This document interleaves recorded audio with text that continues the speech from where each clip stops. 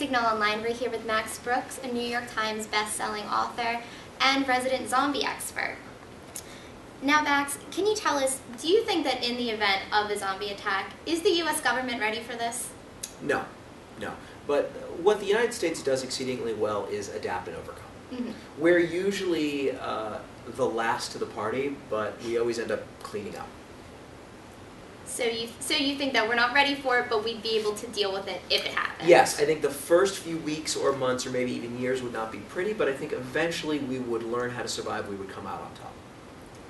If it took years, don't you think by that point there wouldn't really be a governmental structure to take care of anything? I think we're pretty good at surviving. We're good at outlasting our enemies. I think we have endurance, surprisingly, for a country that has such a short attention span. Okay. Now, in the event of this zombie apocalypse, what would be the first thing that you would advise our viewers to do? Don't panic. I think that panic is the enemy, much more than the actual enemy. I think that if you keep a clear head and you think about what your next move is, and maybe a few moves down the line, you're going to be in much better shape than someone who, say, is more physically equipped with better gear and better training, but who literally just browns their shorts. And out of, obviously there are a huge amount of zombie movies, TV shows out there right now, do you think that there's one that has a particularly realistic portrayal of what you think a zombie apocalypse would be like? I think the original Dawn of the Dead, the 1978 George Romero movie, pretty much spells it out, because it talks about a threat that is very stoppable. But because of our own weaknesses, our own flaws, they don't win as much as we lose. So do you think current shows like The Walking Dead and even, Zombieland, Shaun of the Dead, things like that, do you think that they're, good portrayals of it, or do you think that they, sort of miss the mark? No, I think they are excellent portrayals. I think that they're under more pressure to be commercial and to make a profit, as opposed to the 1970s, where people really didn't know what they were doing, and there was a lot more artistic freedom, mainly because the companies that were making movies back then were just companies making movies. I think any sort of creative venue now is owned by a larger corporation, and they have to answer to that.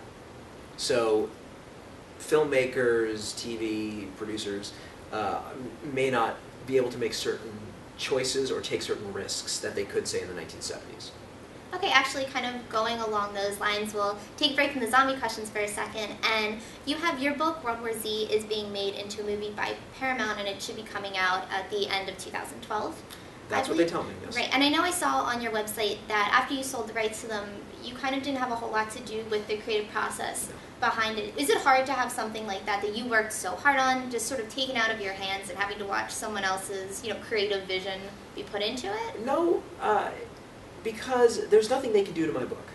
The book is written. They can't ruin my book. They can ruin their movie.